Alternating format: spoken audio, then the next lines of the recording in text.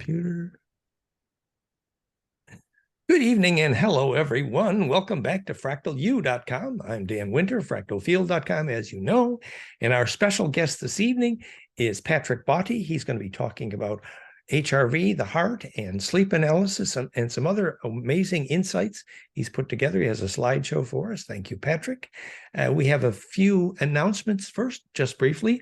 One announcement is that we have decided that this will be the last course in this series for FractalU.com. The next week's course was in the pending category, and the following week, Patrick decided the material for the Real Heart Coherence course would be more complete with current testing a bit later. So we're visualizing a major relaunch of Fractal U in September-ish, in the fall, with a new format, and Tufan is going to be helping to coordinate. So exciting relaunch coming soon for Fractal U. Tufan, did you have more to say? Announcements? Yes, sure. As Dan, by the way, I am Tufan from geometricmodels.org. As Dan summarized, we are going to have a new program soon. We have received many messages from around the world about how people are sad that this program is coming to an end for the time being. But hopefully we are going to have a new one soon with more extended subjects, more speakers, more teachers, and some updates from geometricmodels.org. We are about to have new items in our collection, like some new torus models, like the variety of the toroflux, and new rulers like the Planck harmonizer, which will be measuring the Planck scales developed by Dan Winter's formula. So we would be basically seeing the exact points, exact distances, the exact phi multiples of Planck.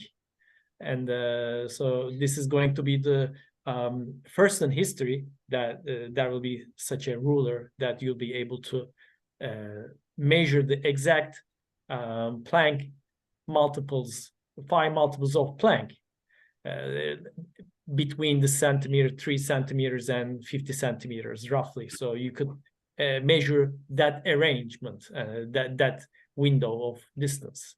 So these are the announcements that I wanted to make. Soon they are going to be up on geometricmodels.org. Don't forget to check the website, and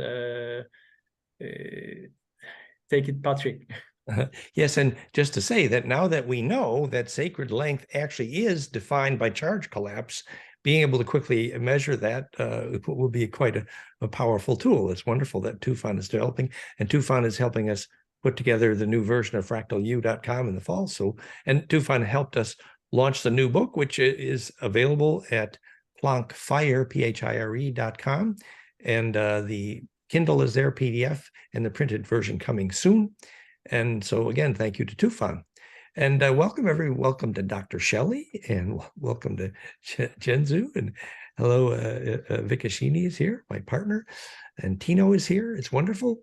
And so, yes, Patrick has prepared an important presentation for us tonight about the heart, HRV, sleep analysis, and some other recent insights. Patrick is continually doing exciting research. Patrick is the programmer for all of our biofeedback apps. We have about 6 of them now: laymanmind.com, realheartcoherence.com, iThrive, ithrve.com, and more. And so without further ado, Patrick, if you're ready, please take it away. Okay, thank you, Dan. So I will share my screen and make sure that everything is working. Yes, we're seeing. Mm-hmm. It's working. Yes. Okay, great. So today we will mainly talk about the iDrive, the free iDrive apps, which are mainly dedicated for heart coherence and also for craniosacral wave analysis. And in fact, what we are looking for is just to measure the body waves and rhythm, but also, as you know, also to go to the other way, to also regenerate the waves inside the body. So that's the reason we have different apps. And well, the one we will talk about today is the HRV, which is measuring heart parameters. But we can also influence the waves inside the body through the other app, which are Flaming Mind, Flaming Sound, or also through the plasma device and the vibrating device. So we are going both ways. That's where we are now. And if you want to have more information, well, there are, of course, all of the Dan apps. There is also my website, which is talking about and giving a lot of examples about these 5 apps. And in fact, what we really want is to be in touch with the body while receiving the body data. We don't want to tell you what to do, but we would like to help you to intuitively find how to do. Because I will explain more in the next slide, but it's better not to induce a very static thing to the body. The body should still stay alive. So the aim of the app is to, at the first time, to help you a little bit to go in the way that we would like you to go. And then normally you should do it by yourself and access to a better feeling of what's happening inside your body. And in fact, there are the body is working like an hologram, and each part of the body expresses the whole body. And I will start this presentation by explaining a little bit what's happening inside the body, and to help you to understand easier the way that we have designed the different apps. And the best proof that each part of the body expresses the whole body was done by Tomatis a long time ago. And you cannot produce in your voice frequency that your ears cannot catch. And that's what Tomatis has done, is he made a voice analysis like you see here in the top left, and he compared it with the hearing test. And then what he is doing is making an audio-vocal loop. So he put a mic in front of the mouth and make a filter and sending the filtered voice to the ear. And when he makes a new voice analysis with this part of the spectrum of the voice, which is filter, a part of the voice analysis spectrum is missing. That's really a proof that the body is like working like a fractal, and an hologram, that all the frequencies are everywhere in your body. Well, this is an example of 2 voice analyses, one with a very healthy person. You see all the frequencies are there, but on the lower part, it's a very stressed person, and you see that a lot of the frequencies are missing. You can compare, of course, the voice analysis also with GDV pictures, and you see on the top, it is the GDV picture of the higher voice analysis. And on the lower part, you see when all the frequencies are missing in the voice, you see also that the aura, in the aura, a lot of frequencies are also missing. Holes in the aura, yes. I'm sorry? Holes in the aura, yes. Yeah. And well, in fact, you will see that it's very interesting for us in our research to make the relationship between the rhythm inside the body and the liquid. We will see in the next section that we are not only measuring with HRV the HRV, but we are also measuring the variation of the blood pressure. And we will show that there is a link between this variation of the blood pressure and also the variation of the emptiness of the brain ventricles. You can see here two animation.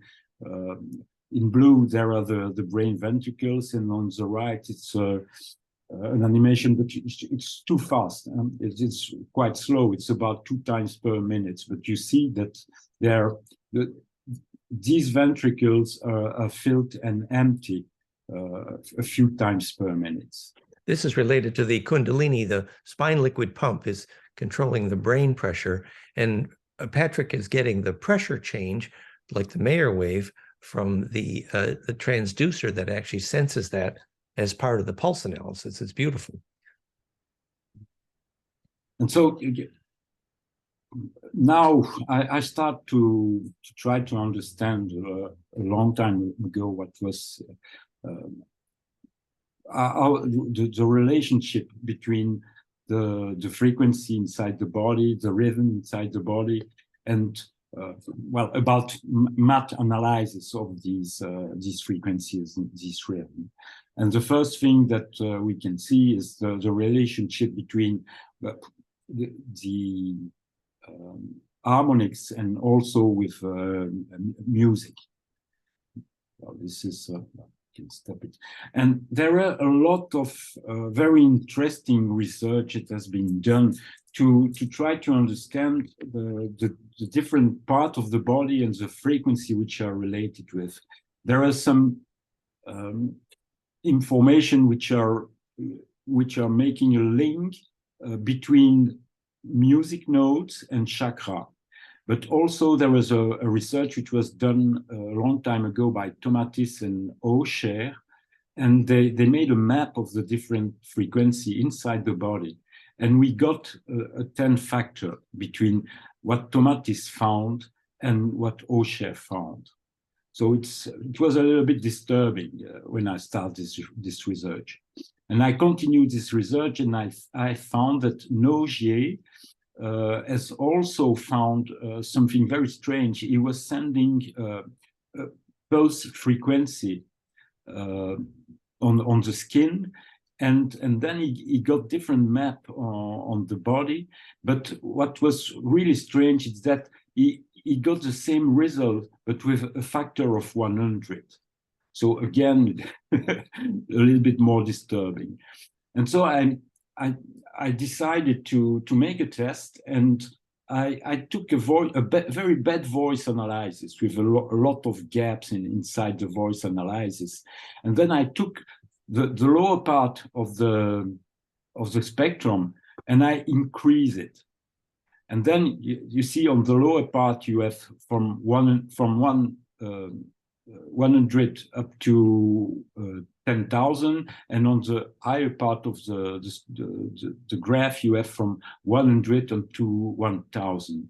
And you see that the missing part in the voice analysis appear at the same place. So this 10 factor is present in the body. There is also another very beautiful study which was done by Stéphane Cardinaux and Catherine Martin, and they've done a lot of research during 1 year trying to find a new kind of map inside the body. And he had a very, very beautiful result, Stéphane. You see, this is a very, very beautiful map that we will use to generate and to enter in resonance with the different part of the body. And so I continue to try to understand, because we had golden ratio according to Dan equation, and a lot of findings according to golden ratio. We have music ratio, we have the 10 factor, we have the 100 factor, and according to Dan, when we are looking at the different step of the frequency according to its equation, we have a very beautiful relationship between the different important thing that we are linked to. There is, you see the Schumann frequencies between theta and alpha brainwave. You have the respiration of the child, the respiration of the adult, the craniosacral wave, the frequency of the emptiness of the brain ventricle, and they are all on the different step of the equation of Dern. Note, for example, the Mayer wave there, 10-second, 8.1 hertz, corresponds to 0.09 in the equation. And then in cycles per minute, it's 5.8, near 6 per minute, so which is a craniosacral. So that yellow line there is a good example of the fact that all of the key body frequencies fit that cascade. It's beautiful. And what is very interesting too, when we take the equation of Dern, which is the frequency of the equation of Dern are in yellow here, fits perfectly the different frequency of the chakra, which were found by Stéphane Cardineau. And it's really nice, it's really amazing. So we add a lot of different information, the golden ratio, the 10 factor, the 100 factor, the octave factor. And with all this information, we try to make an app that can show the relationship between the heart and the chakra. This is the first app that I will talk about in this presentation. It's about HRV chakra. And we had to decide which kind of information we should use to display the link between your heart and the chakra when you were breathing or when you were practicing coherence breath. And there are a lot of different information which were very interesting according music notes. One of them was guys who were working with tuning forks who got very amazing results. It was Tony Serron and Michel Laroche. And also there is a research that has been done by Dan a long time ago regarding the coherence and the coherence. When Dan has defined this new way of coherence, which is completely different from HeartMath, using the second FFT, so which is called the Cepstrom, then get a peak when there is a beautiful coherence, and the size of the peak was related to the size, well, of the coherence, but also the position of the peak was telling you if you were in your heart or if you were in your brain, in your head. And when you were in your heart, it was amazing because it was exactly the same music note as the one which is during this other study related to the heart. And also, well, this is what the app Dan has done. And also we have, when you're looking at Nogier research with the pulses light, he mentioned that the second chakra, which was also a E note. So it seems that we can use all this information to make the relationship between the different chakra and the relationship with the different music notes. And that's what we have done with HRV chakra. And you see when you make a deep breath, you can see the different chakra which are highlighted according to the relationship with the music notes. Now, it's very important to mention that this app doesn't give information about your chakra. It doesn't tell you if a chakra is open or closed, or it's larger than the other one. It's only possible to show how you enter in resonance with your chakra. Because each time your heart rate doesn't change, you enter in resonance with only one of the chakra. That's the reason why you have to move through your day. You have to, if you sit on a table in front of the computer most of the day, you will only enter in resonance with only part of your chakra. And it's very important then to make some break and to move, and like that you will enter in resonance with the other chakra.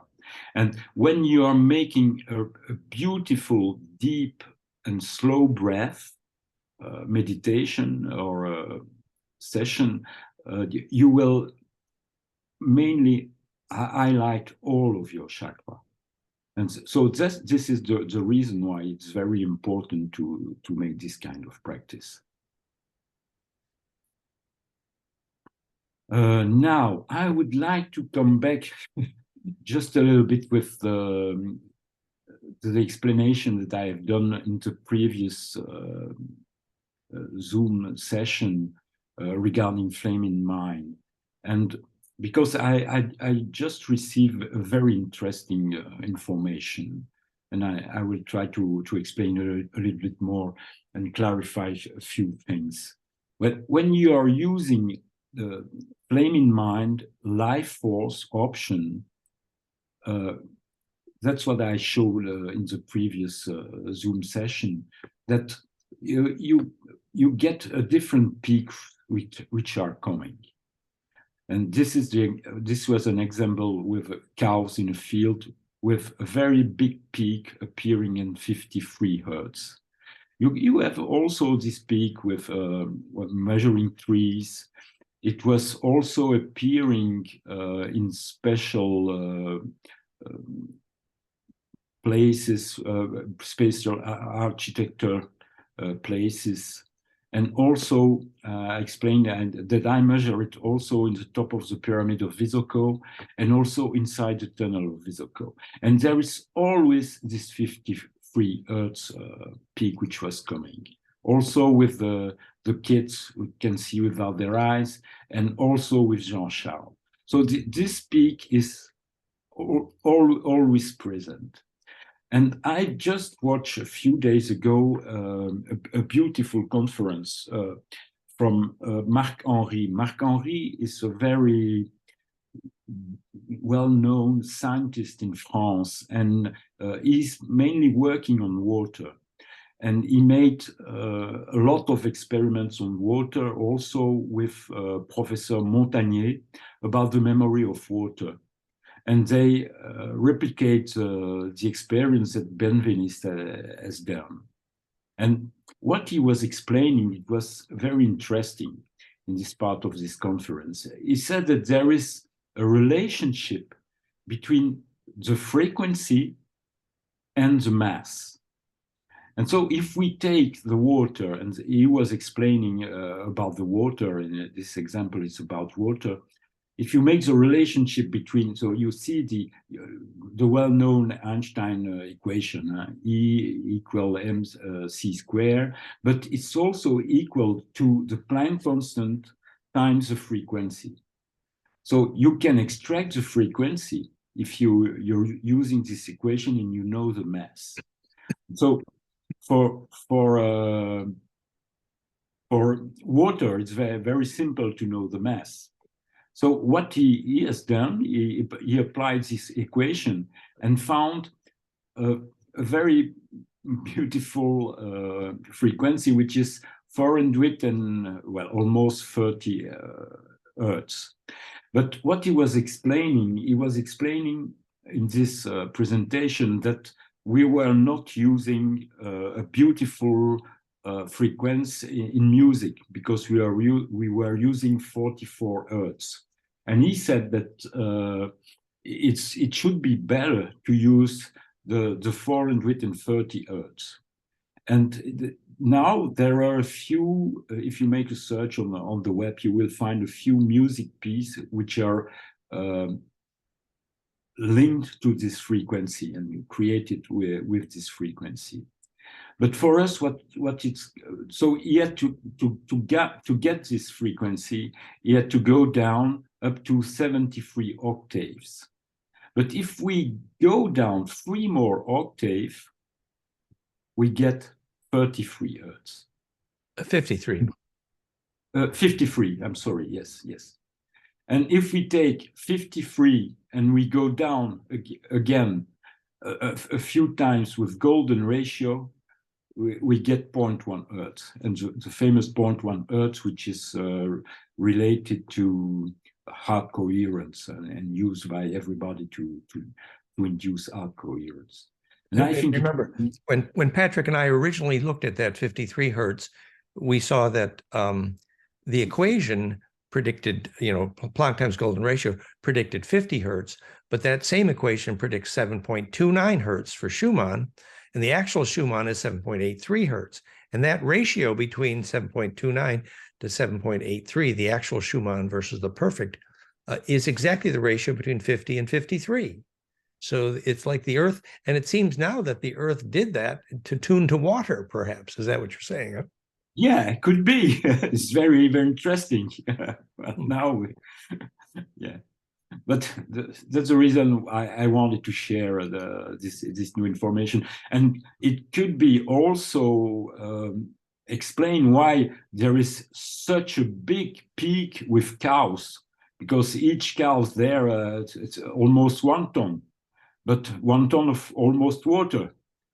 So okay. That's the reason why probably that we have such a big peak with these cows in the field and smaller peak when we are measuring a nice place or a smaller place and a smaller.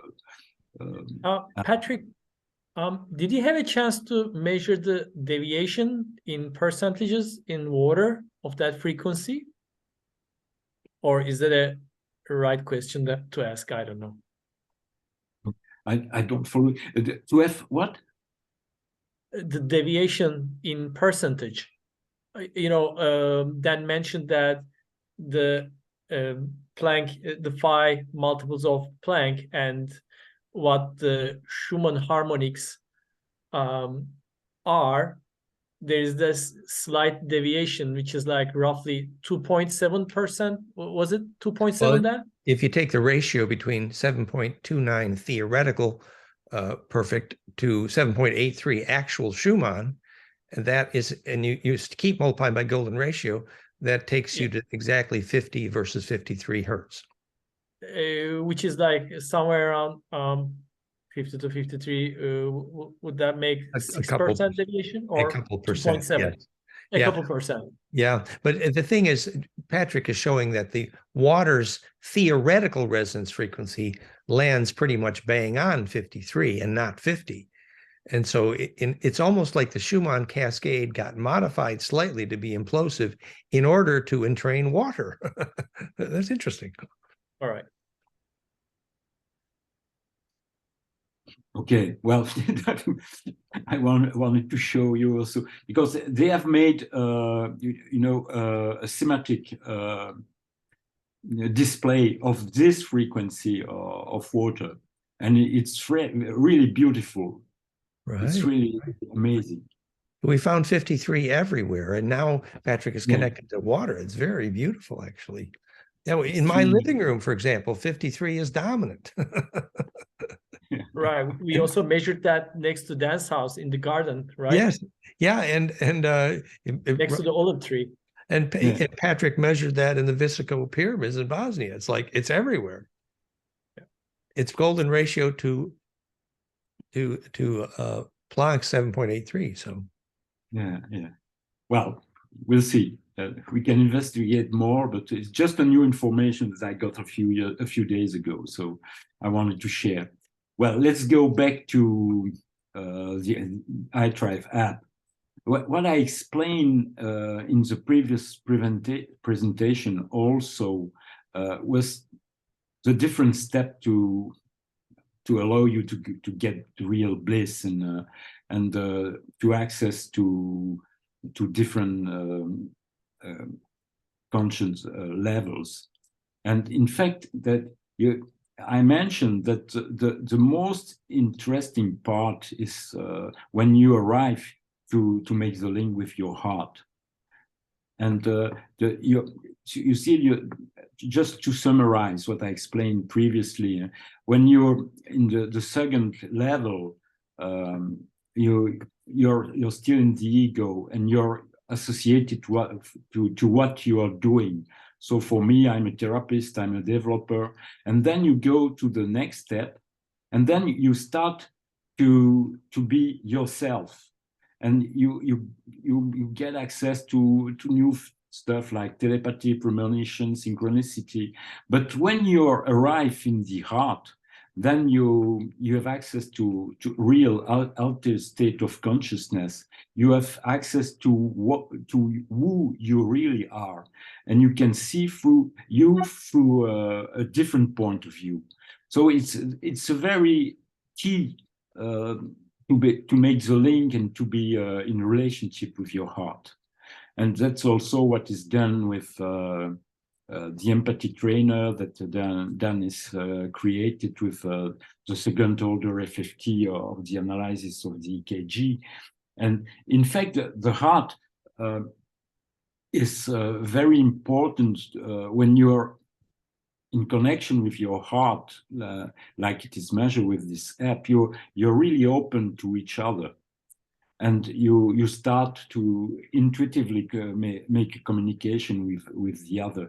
And we will explain that this is very important in mammals, and we are mammals because and to show you that it's very, very important is that there have been a test which has been done by in some university to measure the way that people will respond to a comic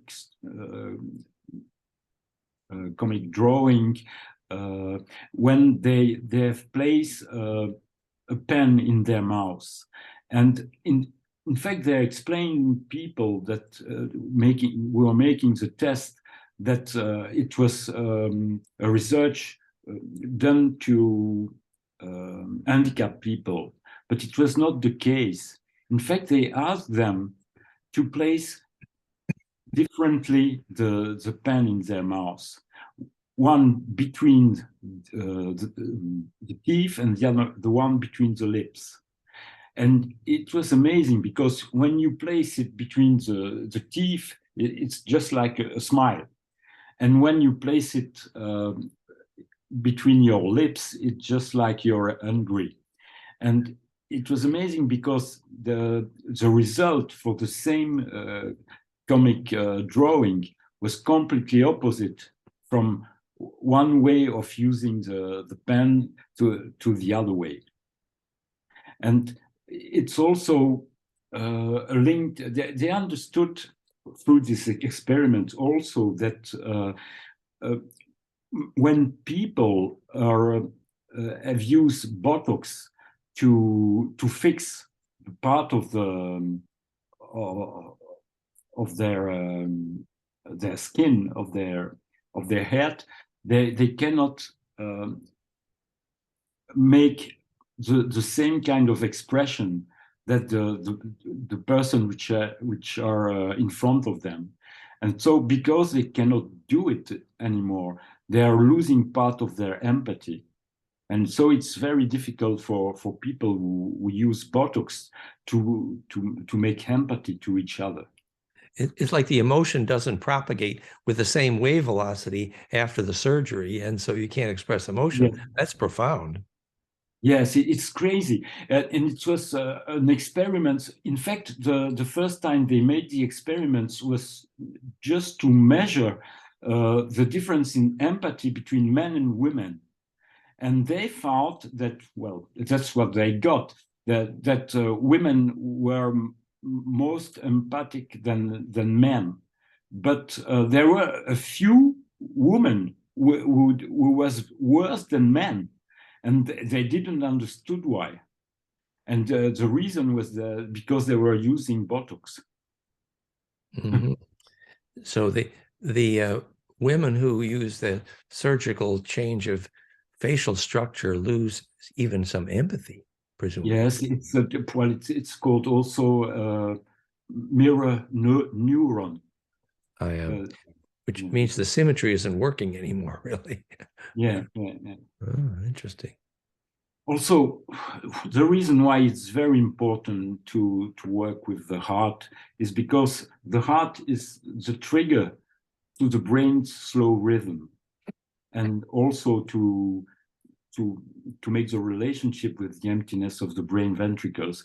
And it was explained by Bentov a long time ago, and Dan worked also with Bentov in this time, as far as I remember. Yes. And these are again just to show you the famous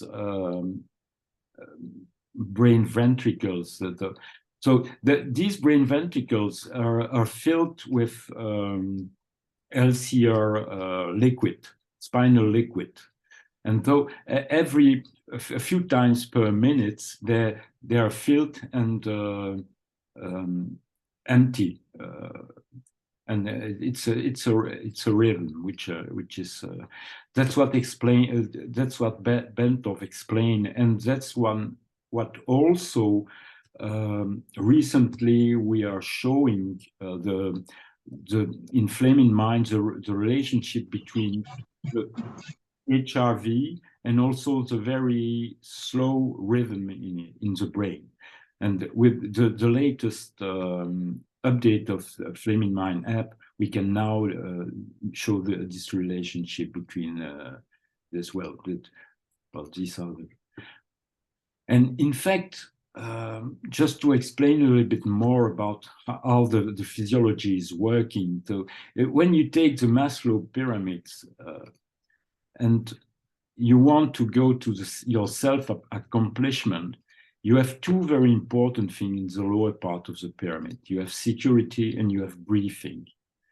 And in fact, if this lower part of the pyramid is not completely correct, all the pyramid will fall down. So we have to work on how to manage our emotion, to feel much secure, to recover our own self-feeling, recover our connection to our body, and also we have to learn again how to breathe slowly. And what is very important is the vagus nerve.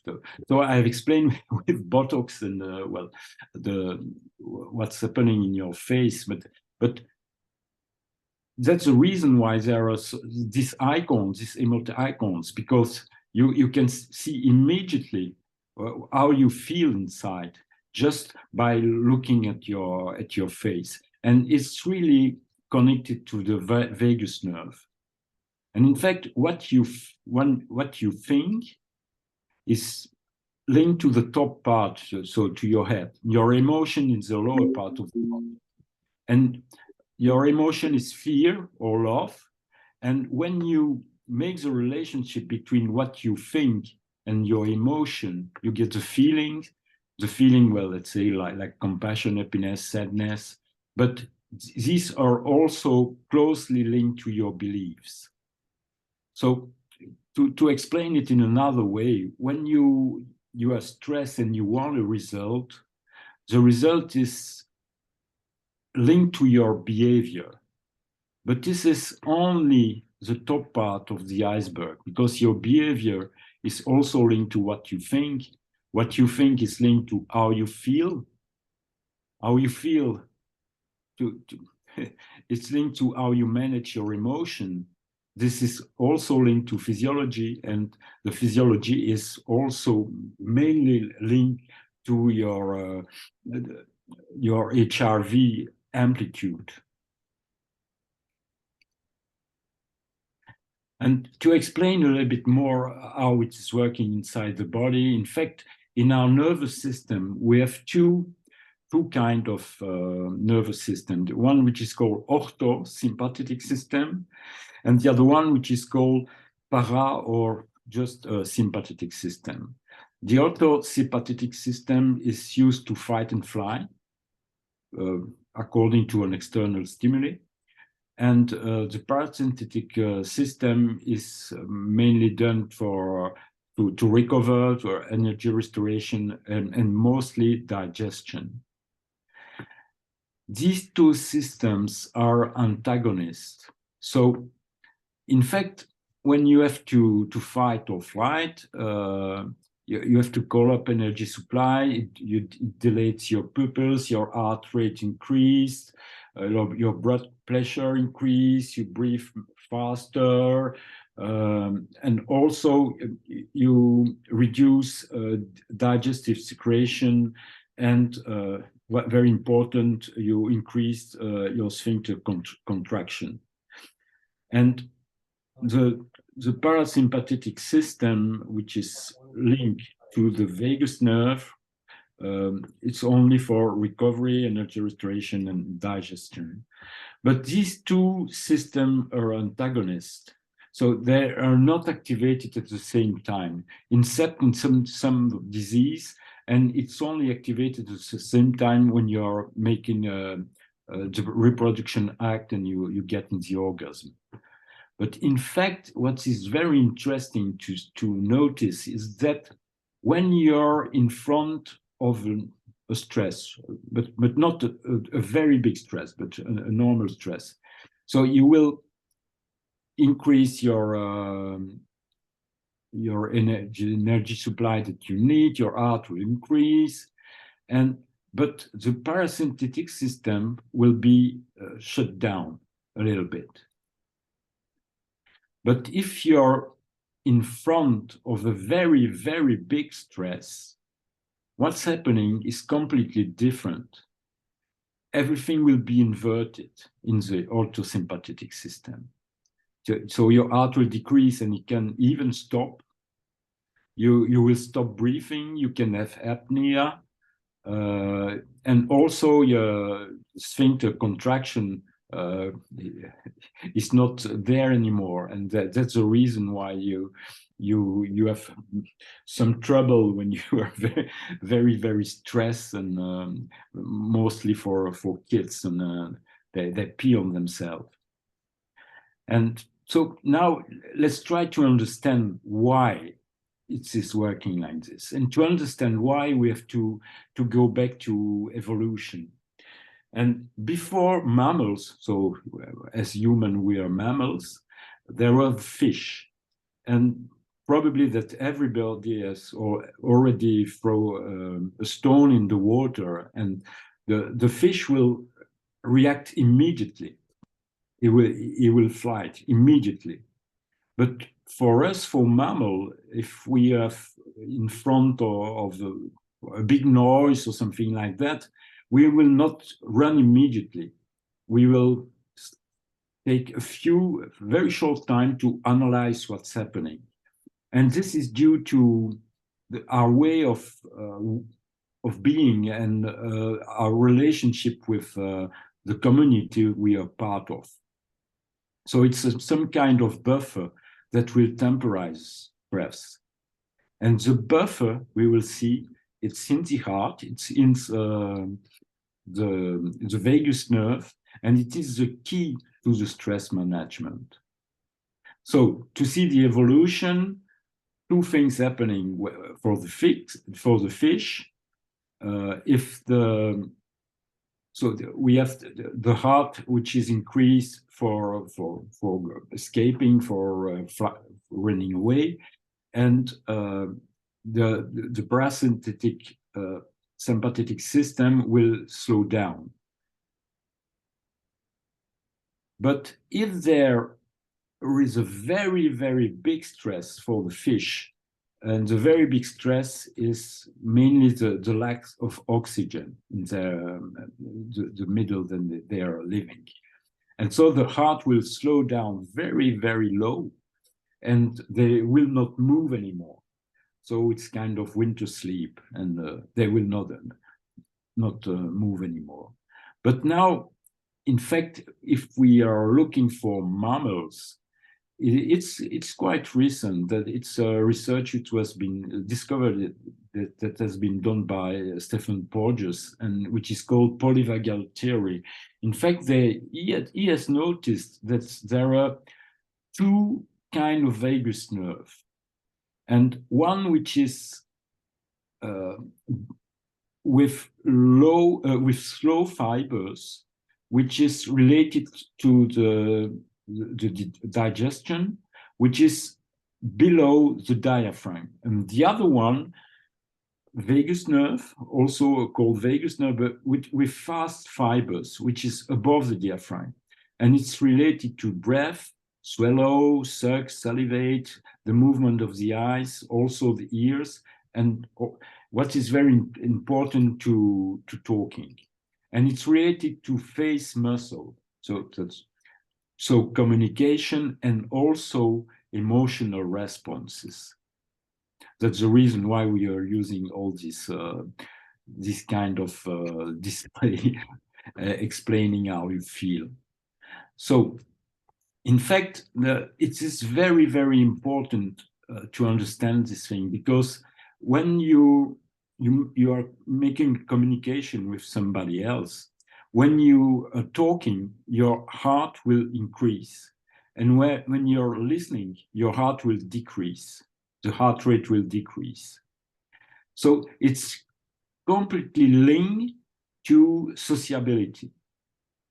And it's very important as we have a social community to have a very meter response to stress, and not to directly fight with the other, and so the more your heart rate variability will be quite nice. So if you have a beautiful heart rate variability, the more you will have a correct response to the stress, and so you can see here there are these three systems which are for mammals.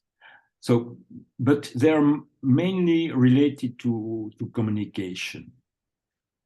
And so if you have the first system, which is the sympathetic system with fast fiber, which is linked to the amplitude of the HRV, if this system is not working anymore, you will go directly to the other system, which is the orthosympathetic system. And the orthosympathetic system is again sociability. You have aggressiveness directly. And if again it's going one step forward and this system is not working anymore, then you go to the old system with very slow fibers, like the fish. So you're in burnout, you're in depressiveness, and you don't react anymore. You're frozen. And it's very easy to understand the state of response if you're looking a cat and a mouse. So the first time the mouse will run and try to hide or try to escape. And if it's not possible, after a while, the mouse will be completely frozen and just wait the end without moving anymore. And this is the same thing for us during the burnout. So it's very important to understand that for mammals, so for humans, the quality of this modulation of the heart rate will be the best way to manage the stress. So this heart rate variation, we have to make a lot of practice to keep it. So to feel secure, we introduce a lot of rituals in our life. In fact, when you look at religion, they pray. The R is missing. They pray at fixed time. Also, most of the people now are keep in touch with their mobile phone. They think that it's helped them to stay in touch with the other. But most of the rituals that we are creating or we are using are not good rituals, are very bad rituals. And so to increase our security, we can also secure something inside of us. And so it will become an automatic ritual. The more you will practice the slow breath regarding the heart coherence, the more it will become some kind of ritual. And then if you're in front of a stress, you will not have to think, oh yes, I'm stressed, I need to breathe slowly, it will become a ritual, and it will start, your breath will change automatically. So it's very important, it's very interesting to do this kind of breath. So again, entering it, so you have to, the best thing, oh my God, we might mention that even that 10-second breath, yes, airway breath, is a wonderful way to start something like the Therify plasma, or most any kind of therapy, that low frequency breathing. Yes, yes. Oh my God, I'm sorry, I don't know what's happening. I touched something and then there is a drawing on the screen. Maybe I will try to. No, it's not on my.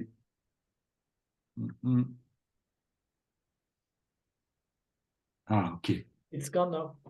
It seems it's gone. Okay, fine. So in fact, your vitality is related to the amplitude and the variability of your waves inside the body. And so that we will talk also the relationship between coherence and harmony, and also between coherence and stress. Mm-hmm. And of course, if you feel stress, your vitality is decreasing. So now let's go back more closely to the app. And in fact, there are different ways to measure what's happening inside the heart. The first one and the most used is HRV. HRV takes this is what is done here. We are just measuring the time between two heart peaks. It can be used with a polar chest strap, and then you have the modulation of your heart rate, which is displayed. The other one that we can do is to use, instead of using the electric pulses of the heart coming from a polar chest strap, we can use a PPG sensor. So it's a light which is going through your finger, and it will measure the different when your blood is passing in your blood vessel, the light which is passing through your finger will change, and so we will have a lot of these kind of peaks related to each time the flow of the blood is coming through your vessel. It's sometimes called a finger plethysmogram as well. Yes, yes. And so again, to get the HRV, you can measure the time between the two pulses, and you will have the red curve here. But also, what's happening when you're using this kind of sensor is that you will also measure the variation of pressure. So you see the shape of the blue line here, which is on the different pulses. So the different pulses will go up and down at a very slow rhythm, which is most of the time also close to the HRV modulation, and which is close to, again, 0.1 Hertz frequency. This is how it is displayed on the iDrive app. You see HRV and the plethysmograph shape here, which is appearing. And so to get this variation of pressure, so at the beginning of the app, it was possible to use the camera sensor of your iPhone, or to use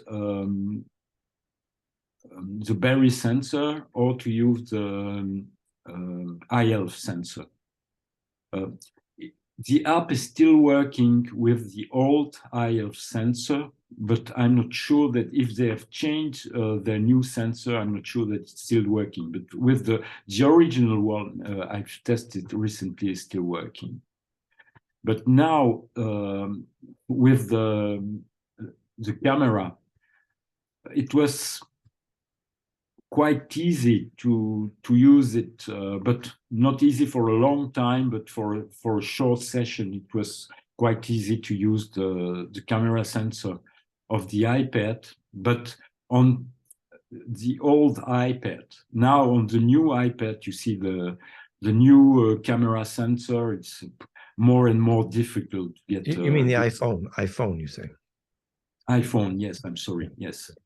Because basically the trick to getting the pressure variation is that the amplitude of the pressure peak goes up and down slowly over time, and that gives you a map of the change in blood pressure. That's what Patrick is explaining. Yes. Yes. But now with the new iPhone, it's more and more difficult. So it's better to use, if you really want to get the PPG, it's better to use a berry sensor. Which is the finger clip, and the PPG, by that you mean the pressure, the blood pressure. The pressure, yes. That's how they call this kind of sensor. And the other way, which I just explained before, is also to measure the heart and brain link. So this is what we are measuring with iDrive.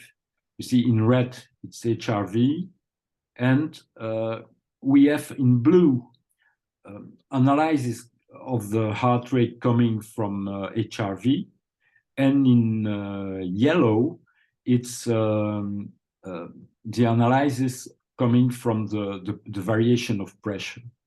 And what is very interesting is that it's also a way to measure the coherence inside the body.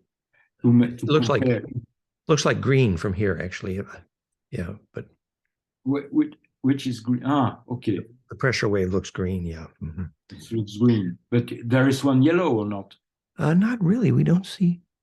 No, we don't see yellow there. We're seeing a green, blue, orange. Well, there are two different colors. One which is linked to the HRV, and the other one to the pressure wave. Okay.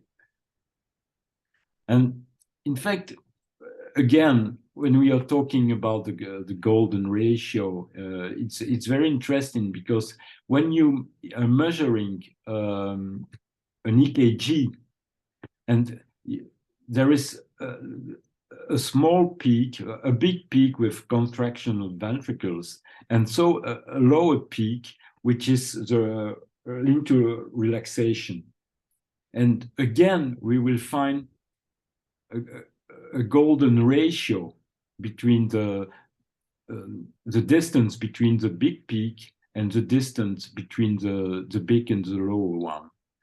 And when you know that, well, the average heart rate at rest is about 60 beats per minute, when you walk in step, it's between 95 and 100.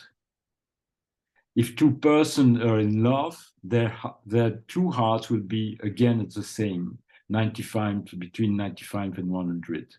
In empathy, again.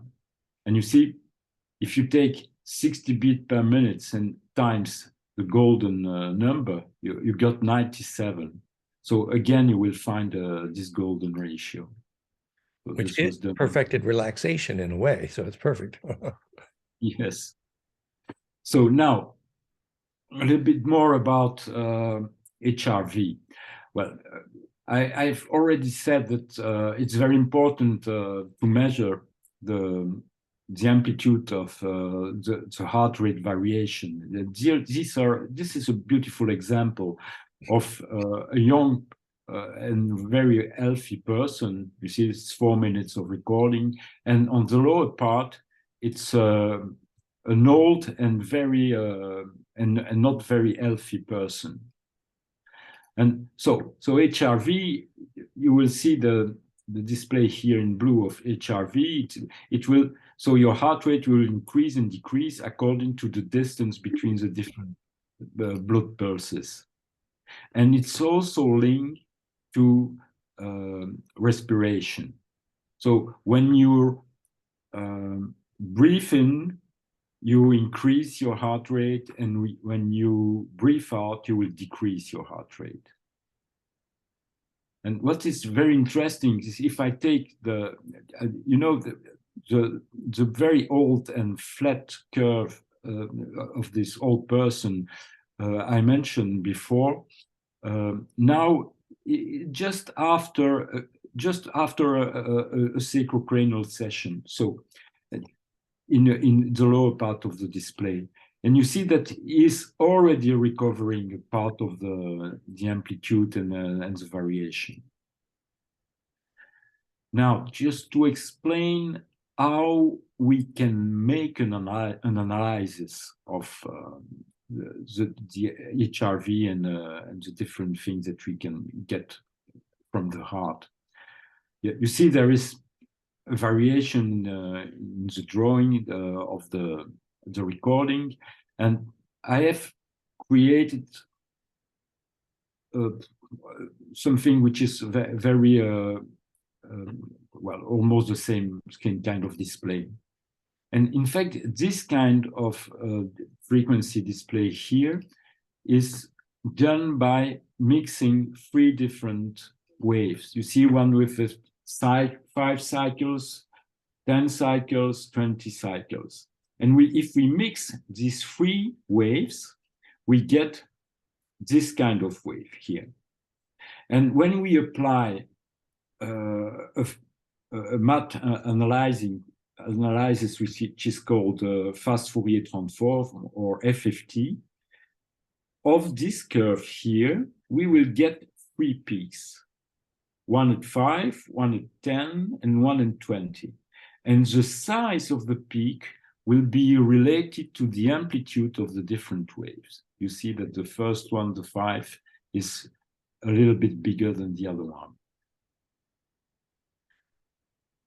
And so, in fact, there is a lot of papers in the literatures which are showing that when people are healthy and when we make an analysis of the heart rate variation, we get a few peaks in the spectrum. And when these persons are not healthy or after a heart stroke, these peaks are missing, are gone. Excuse me, Patrick. Yeah, those pictures on the slide, do they relate to the previous slide that you explained about different frequencies being displayed? No, this is what you will find in the literature about the heart stroke and heart stroke recovery and the quality of the person, of the, yeah. When you're healthy, most of the time you will have a few peaks in the spectrum, but these peaks are completely gone when you're not healthy or when you have heart problems.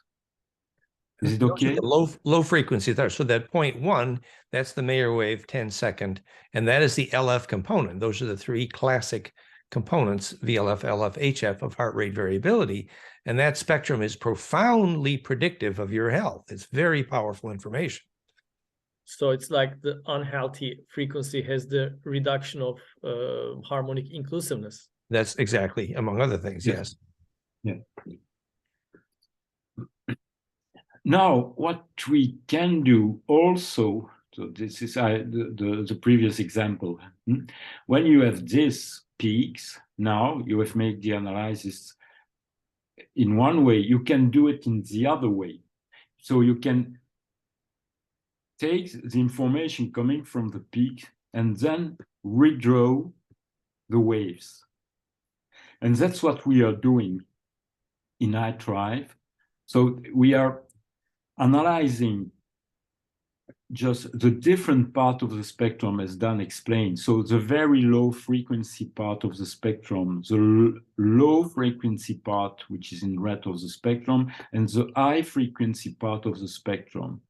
And when we are making this, we will get different waves that can be redrawn, that can be extracted from HRV and redrawn. So you see here in orange, I hope that you can see the color.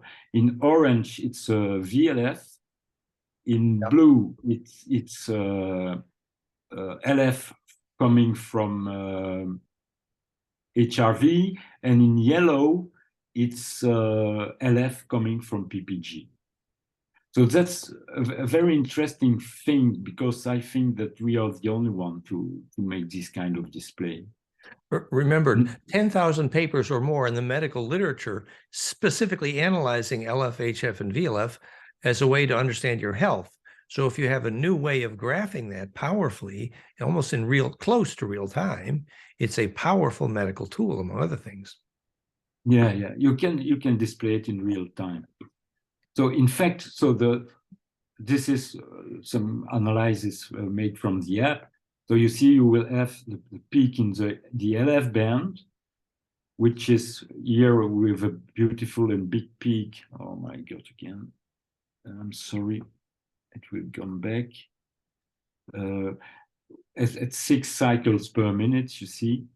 And in fact, the LF band, when you have peaks like this, it means that you're healthy.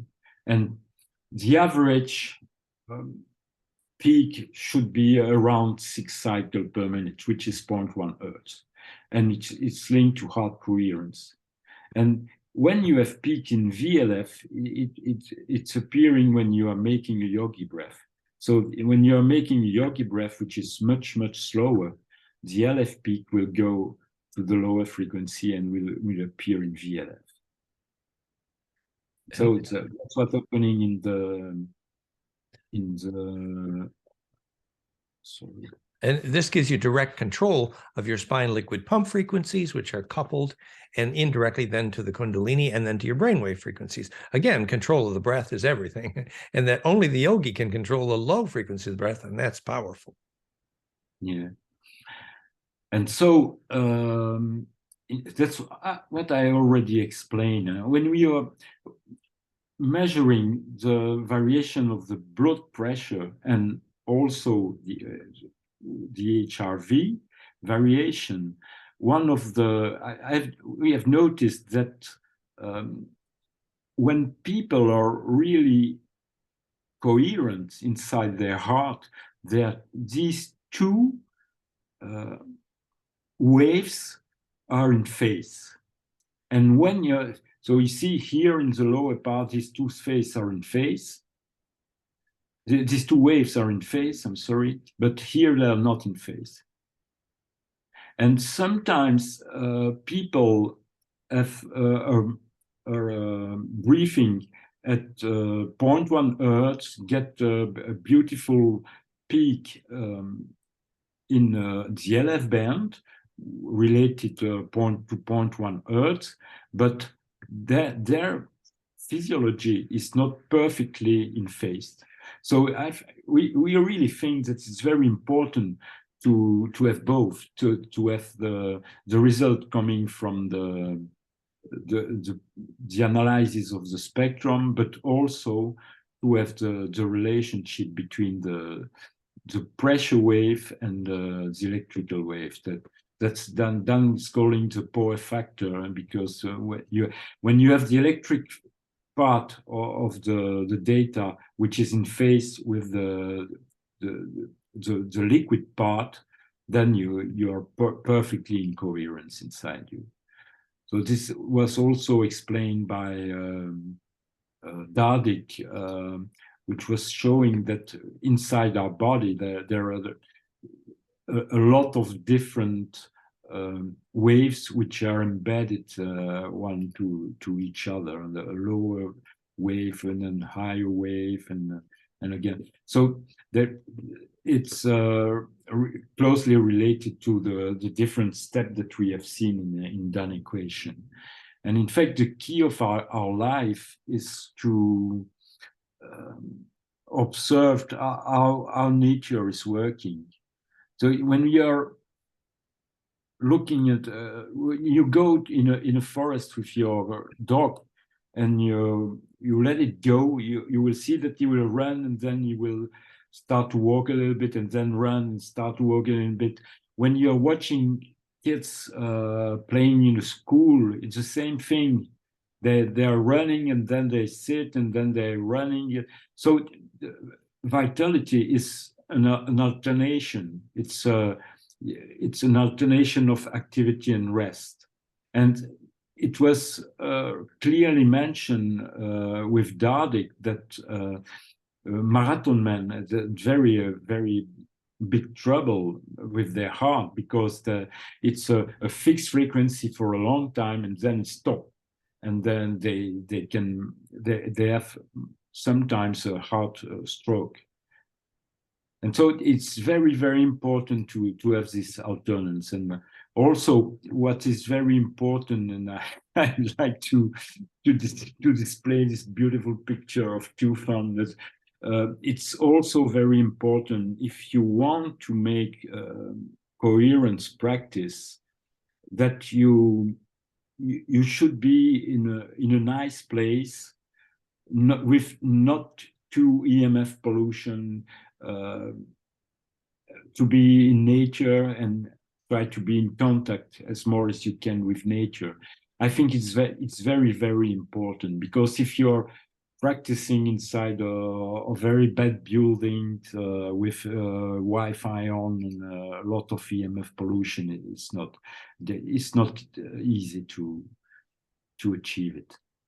So in fact, as I explained, the HRV is closely linked to breathe in and breathe out.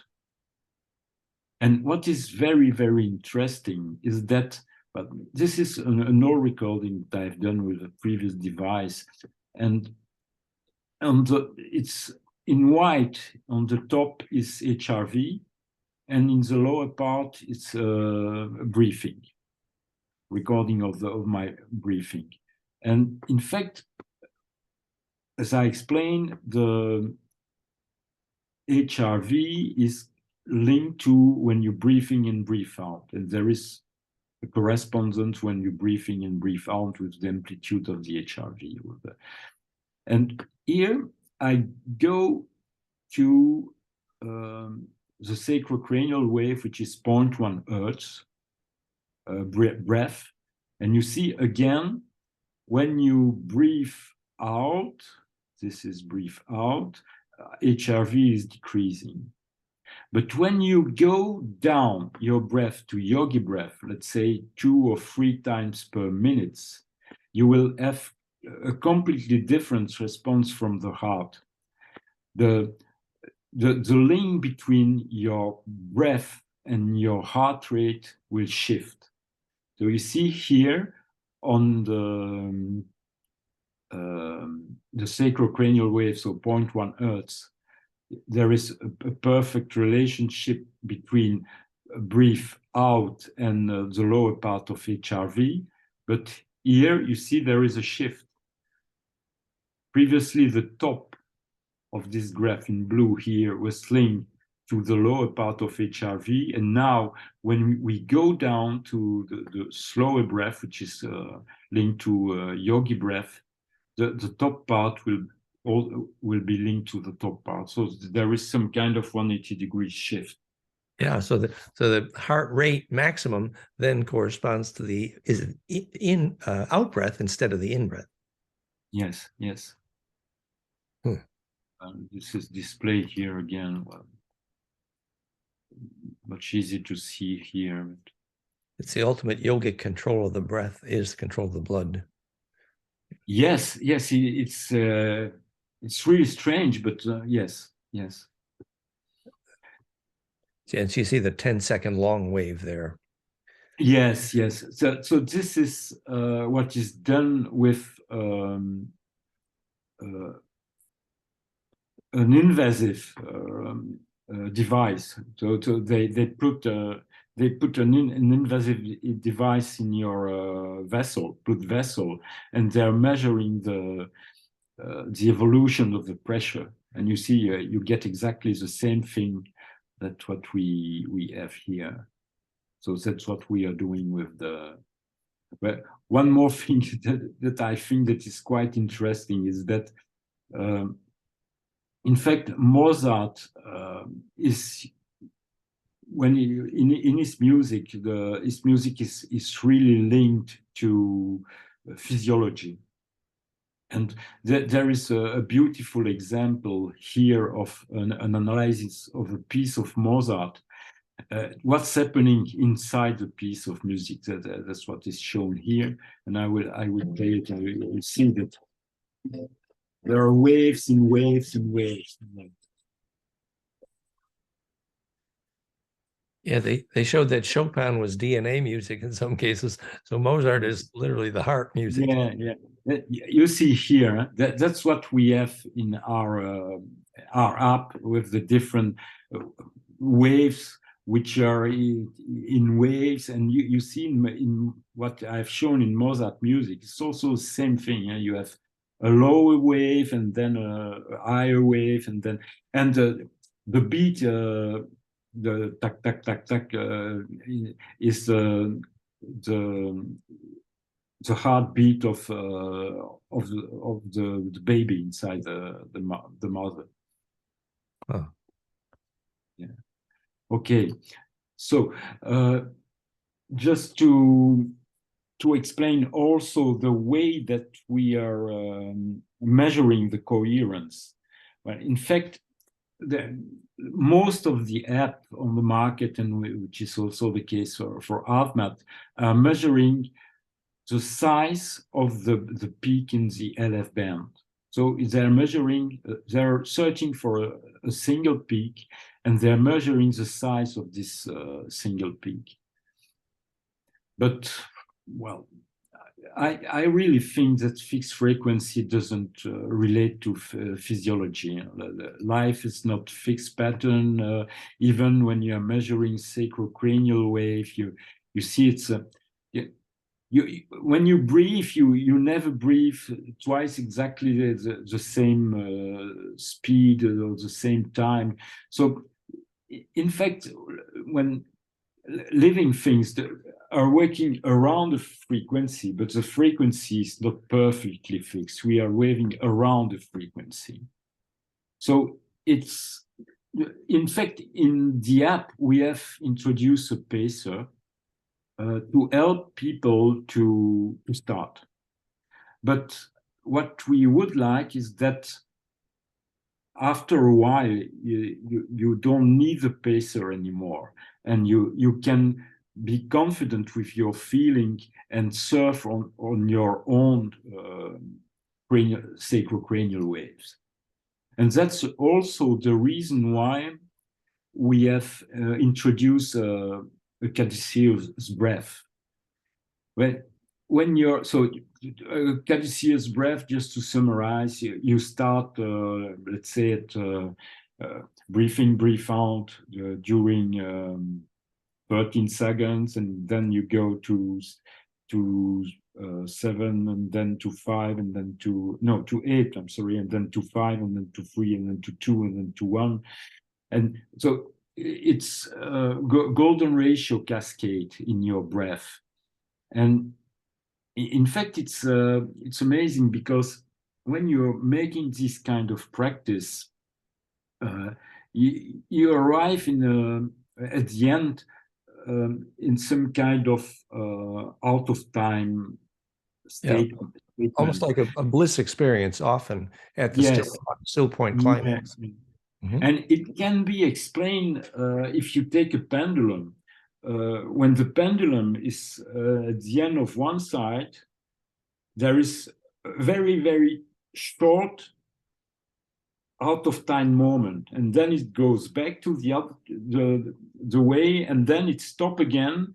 And so these are the red dot here.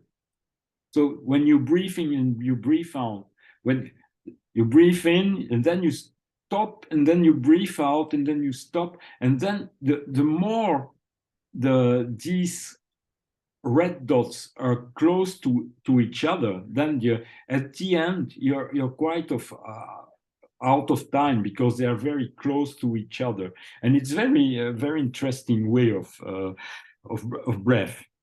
And they actually call that the golden ratio. They call perfect damping in electronics, but it's literally the perfect path to a still point, which is by definition blissful potentially. Yeah. And now, just to explain the difference between what's happening in the different apps and the way that we are working in our app, and it was introduced by Dan, this way of analysis. So instead of looking on the peak, of single peak, what Dan is looking for is the cascade, to look at the cascade inside the spectrum between the different peaks. And in fact, to make this, to define this coherence of this musical ratio on this harmony inside of us, we have to look at two different things. So the position of the different peaks related to each other, but also the relationship between the size of the different peak. And it can be summarized by the curve, which is on the top of all the peaks. And that's what Dan has done with this his second FFT analysis. It's exactly the same as he was analyzing this red curve. And then he gets a peak. The position of the peaks explain you how you feel inside, and the size of the peak is related to the coherence. And that's what we are trying to do with HRV. Then in this way of analysis, it was done with EKG. And with HRV, we don't have EKG. We have only HRV or PPG. And so to get the same kind of information, so instead of making the analysis of a single peak, which the other apps are doing, so we're trying to find a way to measure the full spectrum, and so to include beautiful and bad things, to have all the harmonics inside the analysis. And that's what we have done. We have created a third kind of analysis of what's happening in HRV. And then through this third type of analysis, we are getting also a peak. And so it's really nice, because it's a way to get the same kind of analysis that we have with EKG, but coming from HRV. This is called the broad spectral coherence that we have in our app. It means that your breath is in phase with the electrical nature of the heart, and the cascade is in coherence. Yeah. Oh, Patrick, there's quite a bunch of questions. Are you? Yeah, but then I think that it should be enough for today, and we can go to the question. Yes. It was such a beautiful, in detail presentation. Tufan, do you want to moderate some questions, or what do you think? Sure. We have some questions. The first one. You want to say something then? No, go ahead. Go ahead. All right. First one from Malena. What does it mean when your throat is sore and that your voice is diminished? Is there a frequency to bring it back to full resonance to health? In the very elaborate voice analysis software, there are correlations described for the different parts of the body in voice analysis. And Patrick did show a correlation of voice analysis here, but I don't know about in HRV analysis, although we do have an HRV component associated with the throat chakra, don't we, Patrick?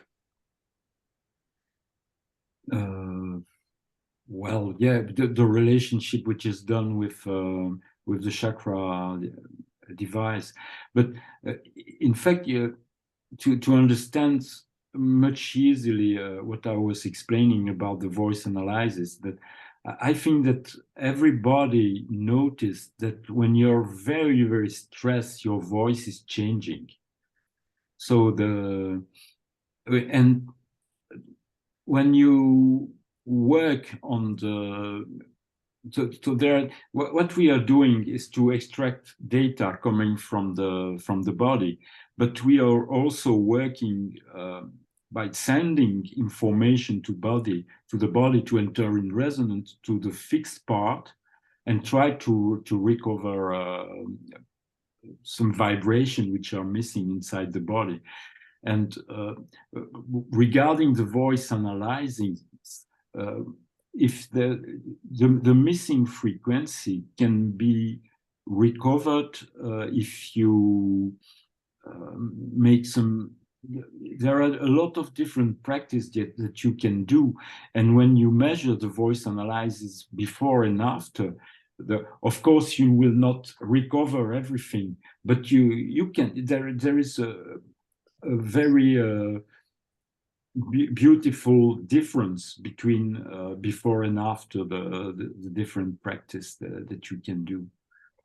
I'll put a link here too, where in the original work with Marisol, we show that missing harmonics in the voice can actually be repaired by coherent harmonics in color as well, although it required actual sunlight through a prism. But it's very interesting. There's lots of ways to repair missing harmonics. Yeah, there are a lot of ways, yes. But let's go to the next question, because we have a lot of questions. So the next one, I guess, is about the 53 hertz. Downs to you to asks, trees have a lot of water. Do they affect readings even to the point of gravity? Well, what we're saying is that the Schumann cascade, the 7.8 hertz, is phase conjugate to Planck very close, where at 7.29 would be precise. But in both cases, that is a phase conjugate pump wave, which means a gravity maker. And there are ways of actually measuring microgravity, and trees make their own microgravity. So indeed, you know, the perfection of that cascade, the theory would be here that the 53 hertz, yes, because it's centripetal and implosive, is stabilizing atmosphere and gravity. Thank you. Marina asks, Dan, can you say something at some point about inducing molecular hydrogen to drinking water and what the benefit is and physical effects? Does adding molecular hydrogen enhance capacitance? Molecular hydrogen is a conjugator for sure. It's implosive. Nanohydrogen bubbles are magic in the spa, in the drinking water. So hydrogen nanobubbles for bathing, drinking, and breathing have been shown to be, for example, highly synergistic with theraphide plasma because they're implosive. And what Patrick has shown here is that then fits this theory of what is the key frequencies of water. I wrote the equation to prove that hydrogen was fractal and conjugate to Planck, and Patrick extended that today to show that the larger frequencies of water as a whole molecule also fits that cascade at 53. So yes, hydrogen nanobubbles are magical. You pay a lot in Japan to have hydrogen nanobubbles in your spa because they work. Next question. Asks, what about the cold LED light devices? Would the spooky technology fit into this body, mind, soul coherence helpful tools too? The spooky too starts with many of the Rife frequencies, and the Rife frequencies did correlate to some extent with Prairie and then Therify, but not directly. The LED tech has difficulty getting accurate to conjugate to Planck, whereas noble gases, they're very accurate conjugators and better. We did actually order up some special LEDs to be accurate. For example, the photosynthesis to narrow frequencies. So you can arrange LEDs to be accurate conjugators, but it's not common or easy. Right. Jopi asks, hey, Mr. Winter, I have a question for you. What determines the quality of attention, and how does it differs from concentration? I think attention and concentration are synonyms in some sense. In both senses, they are successful compression. What Patrick pointed out here nicely is that what we call power factor, when your pulse peaks are in phase with the electrical peaks, literally what electricians call power factor, amperage in phase with the voltage curve, means that you've relaxed, and then concentration is possible because centripetal force is possible. So indirectly, you can measure the ability to concentrate by the ability to relax in heart harmonics. And directly, of course, you can measure it in brainwave harmonics. Right. Last question from Ajda. A question for Mr. Botte. Women go through different phases during menstrual cycles and also in life cycles. How does the technology keep up with that fact, especially in times of transitions like first menstruation or coming into menopause? To a woman, it feels like disruption of her health perception. It feels uncomfortable. How would those apps measure that?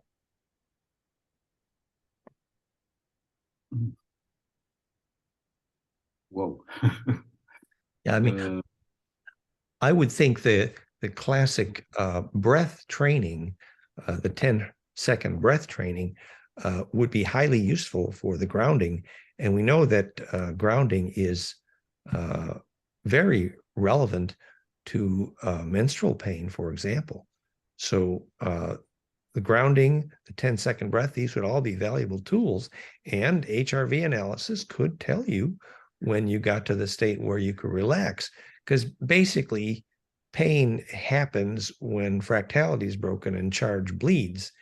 If you can relax in the face of this pain and restore compression, eventually that's the theory behind Therify, for example, is restored compression.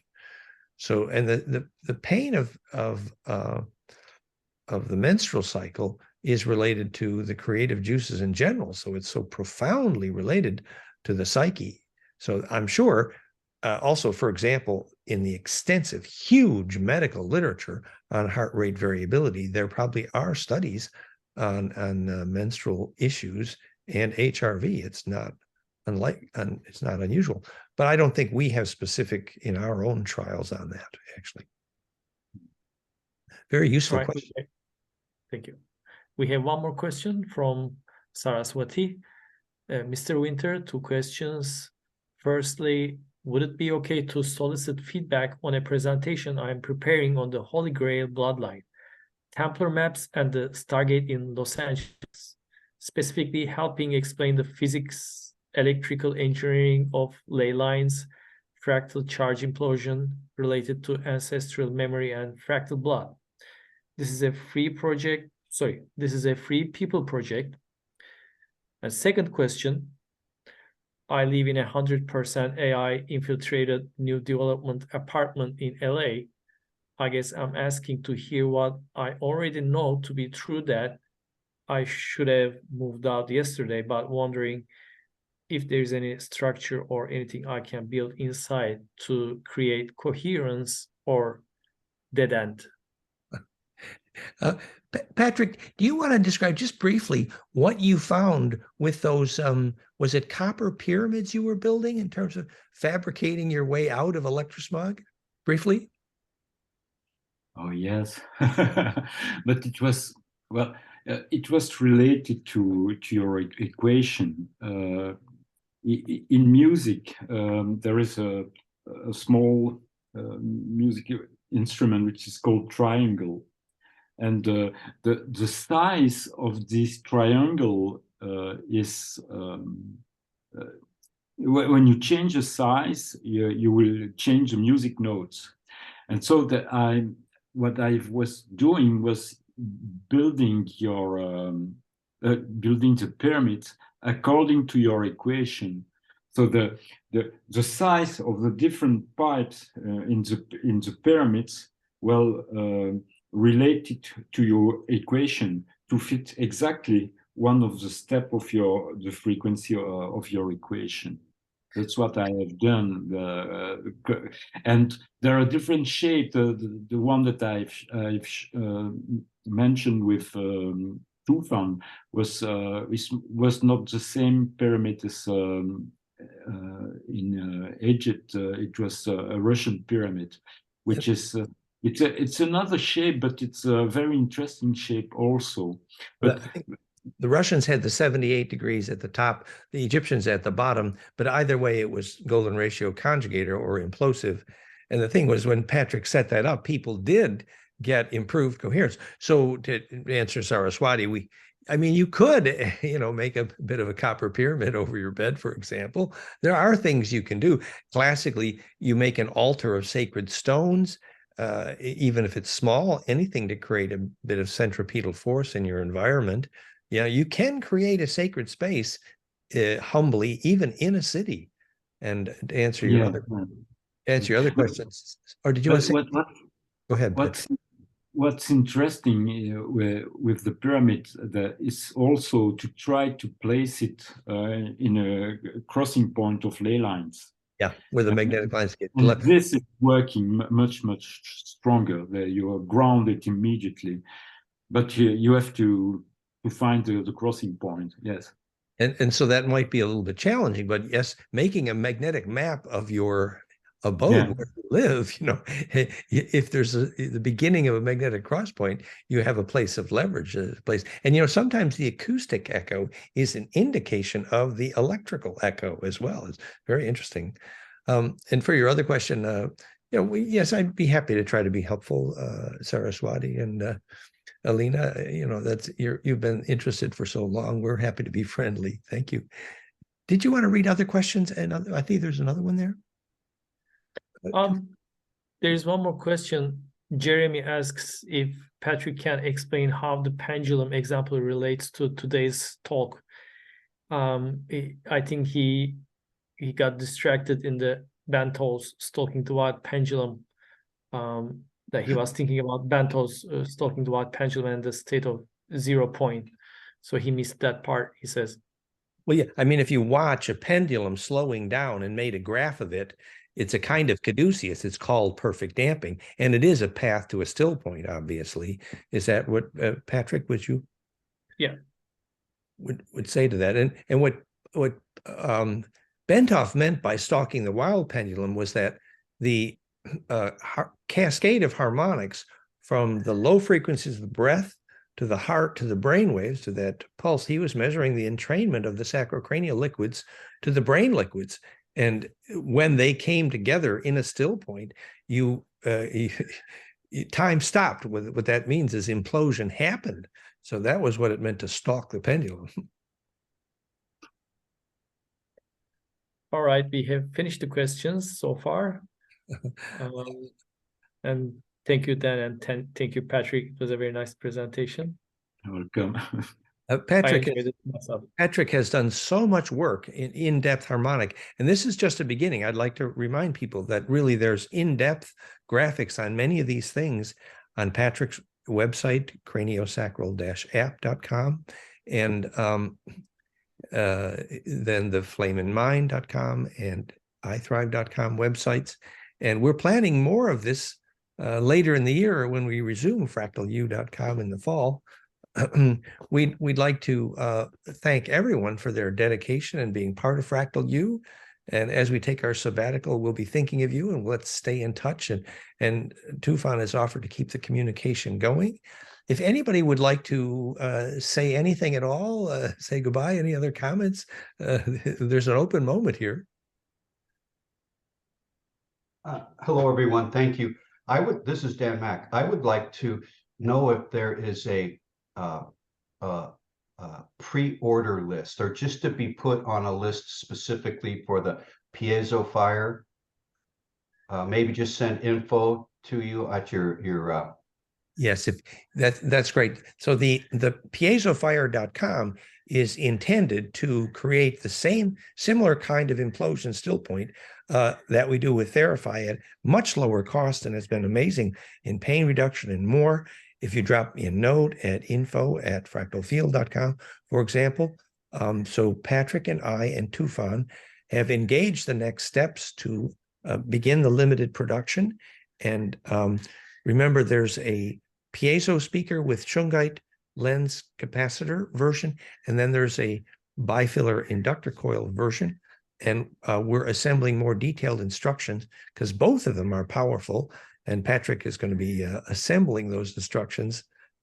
So far, what Tufan and I found here was that almost every single case of localized pain, we had some pretty dramatic successes with piezofire.com. Incidentally, a good friend of Valerie's, arrived with rather severe inguinal hernia and significant pain, and we were successful. It was amazing. But we've mostly used the piezo device, but Patrick says that under the right circumstances, the bifiller coil device, also with shungite, is even more powerful. So we're assembling those instructions, and we'll have more soon. But there's preliminary instructions from Patrick already at piezofire.com. So yes, if you drop me a note, info@fractalfield.com, we'll try to be helpful. Thank you.